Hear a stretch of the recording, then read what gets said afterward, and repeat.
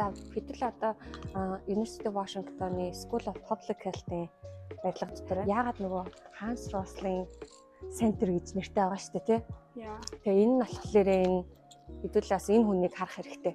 Энэ Hans Rosling гэдэг ийм алтартай одоо яг global health буюу одоо энэ олон улсын дэлхийн эрүүл мэндийн энэ салбартаа ийм хүндлэгдсэн эрдэмтэн байсан.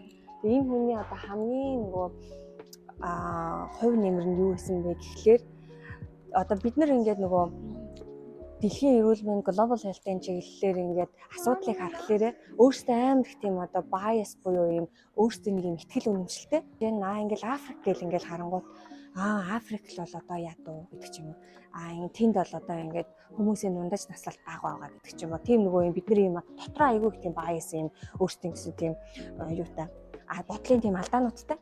Тэрийг энэ хүн айгүй сайн гаргаж ирсэн. За ингээд ерөнхийдөө бид нэр энэ дэлхийн одоо энэ эрүүл мэндийн асуудал гэдэг чинь чиг хандлага нь яаж явж байгаа юм бэ? Үнэхээр ингээд ийм их юу байгаа мó? Өсвөлэн байгаа мó? Тийм их өвчин зовлон байгаа мó? Гэнгүүт зарим үед бидний бодсоос нөхцөл байдал хамаагүй айтайхан байдаг. Зарим үед бидний бодож ирсэнээс маш муу байсныг бид нэр ингээд ёстой гайгүй штайгээ бодчихдог. Тэгэхээр яг энэ нэг энэ хүний бичсэн ном байдаг байхгүй factfulness гэдэг энэ номон дээр яг нөгөө яаж ингэж фактанд тулгуурлаж аливаа асуудлыг хардаг болох вэ гэдэг бүр юм майндсетийн баг өөрчилдөг маягийн тийм ном бичсэн байхгүй. Тэгээ энэ нөгөө нэг ямар хүнд юм инстинкт байдаг вэ? Gap instinct, straight line instinct. Бид нар ингээ юмыг амар ингээд за 2010 онд ийм байлаа, 15 онд ийм байлаа, 20 онд ийм байлаа, 25 онд ийм болох юм байна гэл ингээ юм нэг линейр байх хэрэгтэй юм шиг тийм. Тэгэл яг үүндээ бодит амьдрал ингэж асуудал өөрчлөгдөж болно шүү дээ гэдэг ч юм уу. Size instinct гэнгүүт бид нэр том гэж бодоод байдаг гэтэл дахиад өөр том юмтай харьцуулахад тэр асуудал тэгвэл ямар байх вэ гэдэг ч юм уу. Ингээд амар олон асуудлуудыг маш олон талын өөр үзгүүдээс харах хэрэгтэй байхгүй. Тэгээ тэрийг ер нь бол энэ factfulness гэдэг номороо энэ хүн бичсэн. Ажлын яг лекцийн техникуд байгаа. Тэгээ энэ дэмдээд гой хөвгтөд хичээлээ гэсэн шахаж. Би яг ингэ харцгаа би яг ингэж явах юм да. Ордоо энэ одоо population health initiative гэж байгаа. Энэ болохоор нөгөө нэг нийгмийн эрүүл мэнд дотроо нэг тодорхой хүн амын эрүүл мэндийг судалдаг байхгүй. Одоо жишээ нь King County-гийн хүн ам ямар байна? Тэ? Тий, ер нь бол тий. Тэгээ тэр чинь нөгөө хүний эрүүл мэнд гэдэг чинь одоо би эрүүл байна, чи эрүүл байна гэдэг чинь зөвхөн нөгөө нэг эмнэлэгтэй ерөөсөө холбогддог асуудал биш байхгүй. Тэрэн дээр яг хэдүүлээ нөгөө social determinants of health гэдэг хүний эрүүл мэндэд нөлөөлдөг нийгмийн хүчин зүйл гэж юу гэдэг юм байна гэдгийгсэн шүү дээ. Хүний эрүүл мэнд ингээд 100% гэх юм бол магадгүй 20-30% нь л яг эмнэлгийн тусламж нь сайн байна уу? UW-ийн энэ эмнэлэг сайн чанартай үйлчлэгээ үзүүлэхгүй, эмчнэрийн зөв оншилгүй, чамд тэрийг одоо үйлчлэгийг авах мөнгө байна уу? Тэрнтэй холбоотой. Тэр behavior гэдэг юм дээр чинь бас нөгөө нэг манай Монголд одоо тэрийг юусоо сайн ойлгодгоо. Одоо тэр social determinants of health хүн ингээд ер нь эрүүл байхад, амжилттай байхад нийгмийн хүчин зүйл өсөж төрсөн орчин амар нөлөөлдөг. Эрүүл байхад тий тэнгүүт аав ээж чинь одоо би жишээ нь охиноо хар нялхаас нь чи шүү дээ өглөө орой заавал угаах ёстой. Чихэр эзний дараа угаах ёстой гэдэг чинь бол миний охин хүссэн үсээгөө аав ээжийн хичээл зүтгэлээр healthy behaviorтай болж байгаа байхгүй. Сахар болохгүй шүү, чихэр ямар вүлээ болохгүй гэчингүүт би одоо аав ээж нь боловсралтай хүн гэдэг чинь хүүхэд өөрөө мэдсэн мдээгүй цаанаас толгойд нь ингээд хоол хүнс харангуудлаа за чихэртэй бол ер нь болохгүй шүү, энийг жоохон хязгаартай хэрэглэн энэ бол хаяа гэх зүгээр гэдэг тийм ойлголттой. Гэтэл чи нөгөө аав ээж нь өөрөө эрүүл мэндийн боловсралгүйгээр хүүхдээ эрхлүүлж ингээл чихэр өгдөг ч юм уу, ямар хоол одоо тий хоолтын дэглэм мэлмэг яхаа мэдхгүй. Тэнгүүт тэр чинь ингээд тэр хүүхдийн хоёр хүүхдийн эрүүл мэндэд амар зөрүү гарч байгаа байхгүй. Тэр чинь тэтгэлгийн материал гэхэд чинь өөрийнхөө хичээл зүтгэлийг гаргаад хэлнийхээ оноог авсан байх хэрэгтэй. Гэтэл тэр opportunity байхгүй бол бүр IELTS-ийн 8-9 оноотой хүн байлаач боломж нь гарч ирэхгүй бол гарч ирэхгүй шүү дээ.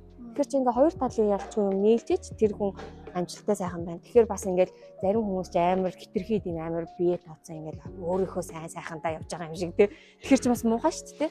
Энэ надад амар их таалагддаг үг байгаа. World cannot be understood without numbers, but the world cannot be understood with numbers alone. Энэ Hans Rosling гэдэг хүний хэлсэн үг байхгүй. Ямар утгатай вэ гэхлээр хэрвээ тоо байхгүй бол альва нэг юмыг хэмжээгүй байгаа бол тухайн асуудлаа ойлгохгүй тий. Гэхдээ энэ нөгөө нэг qualitative methods, quantitative methods гэдгийг амар гоё хэлсэн үг байхгүй. Quantitative method яадаг вэ гэхлээр альва асуудлыг энэ тоо тий. За энэ одоо юу гэдгийг хийн нас баралт ингээд 100,000 хэд байна гэдэг тоо. Тэрийг төрөлт нас баралт зөндөө тий хичнээн одоо 10-20 мянган health indicator-ууд байгаа шүү дээ. Тухайн эрүүл мэндийн систем сайн ажиллаж байна уу гэдэг тий. Тэгтэл чинь тоо бол тоо. Тэр хэрэгтэй. Гэхдээ qualitative methods чанарын судалгаа гэдэг чинь илүү нөгөө нэг юмний ингэж ухаж гүнөө нь орж. Хөө яагаад тэгвэл энэ тоо өнгөрсөн жил 5 байснаа 4 болчихов. Бусад улсуудад 6 байхад манайх яагаад 5 байгаад байгаа. Тэнгүүтлээ бүр ингэж ухаад хөө энд одоо нэг юм ихийн эндэгдэл насваралт гарсан байна. Одоо нярай насваралт гарсан байна. Энэний цаана ямар асуудал байгаа? Яагаад энэ хүн ингэж эмчин хүрээгүй байсан юм уу? Танд ямар барьераад хурж ирээд хүүхдээ үзүүлэх гэхээр стигма байдаг юм уу? Тэ одоо HIV энтер дээр бол амар хэрэгдэг. Зүгээр дээр HIV-гийн нөгөө даахын алдартай хүмүүс чинь судалгаанд ороорой, имээ аваарай гэд хэлэхэд имээ очиод авахд би дохтой хүн ингээд им авч штэ гэдэг юм аа чинь тийм болохоор ингээд очиж чадахгүй. Эсвэл бол надаа хүүхдээ маань гэрт харах хүн байхгүй болтой. Хүний амьдрал төмөн бомон асуудал байна. Тэрийг ингэж бүр амар гүнд нь орж судалдаг чинь нөгөө qualitative методсхгүй. Тэгэнгүүт энэ аягүй гоё ингээд тоо хэрэгтэй. Гэхдээ зөвхөн тоон дээр тулгуурлаж асуудал гаргаж болохгүй шүү. Одоо хэдүүлээ болохоор энэ нөгөө Ханс Рослин гэдэг хүний ер нь л нөгөө хэлжсэн гоё өгнүүдийг энэ тийм нэгэ бичсэн байгаа. Гэхдээ энэ бас их гоё ханахгүй юу? Энэ одоо нөгөө нэг дэлхийн хэмжээнд эрүүл мэндийн чиглэлээр гарсан одоо шинэ нээлтүүд, ололт амжилт, дахиж дэвшил, эсвэл бол бүр тийм түүхэн одоо нэр нь бичигдэж үлдэх тийм нөгөө нэг ач гавьяатай хүмүүсийн нэр энэ төр байгаа. За anti smoking law яг хуулиар одоо энэ те хуульчилж өгсөн байна. Танхимны хуулийг те Энэ амар чухал. occupational health байна те энэ нөгөө ажлын байран дээр хэрүүл мэнд те measles вакциныг хардаа улаан махны вакцин байна.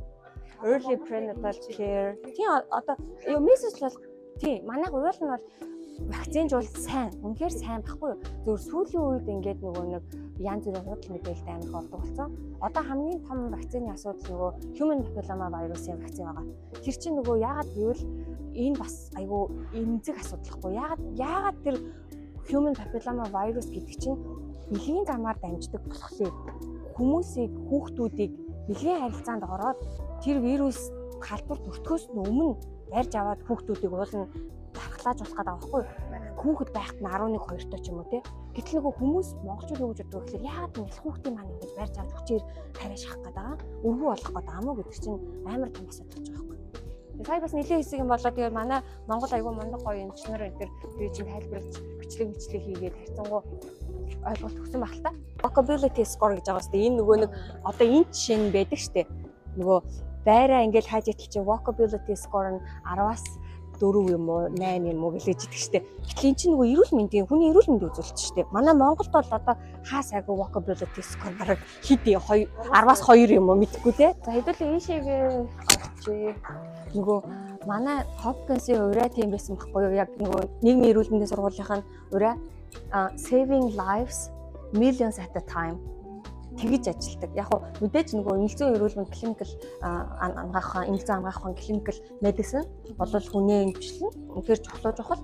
Гэхдээ public health талаас болохоор хэрвээ үнэхээр үр дүнтэй тэрийг өөрчлөн сэргийлээд те том хөтөлбөр хэрэгжүүлэл олон хүнд хүрнэ, том импакттай ажиллана.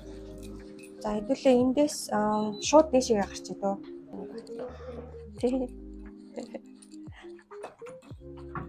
Профессор тэгж ярьдаг байхгүй юу? Бид нар одоо нэг Global Department of Global Health-д байгаа. Тэгээд ийм Уганда, Кения одоо юу гэдэг чинь ингээл өөр зөндөө олон low middle income country ядуу буурай одоо тийм нөгөө бага болон дунд орлоготой улс орнуудад эрүүл мэндийн төсөл хөтөлбөр хэрэгжүүлээд ялч нөгөө Гейтсийн санхүүжилттэй өгөхдөө энэ сургуульд энийг барьж өгмөр байна гэсэн. Одоо тэгээд тэр биллионод л өөрсдөө ингээд юунд санхүүжилт өгөө өөрсдөө шийддэг юм чи гэлдэж байгаа байхгүй. Тэгээд манай багш нарын өрөө мөрөж ингээд амар гоё яг энэ гоё юутай ингээд байнга суугаад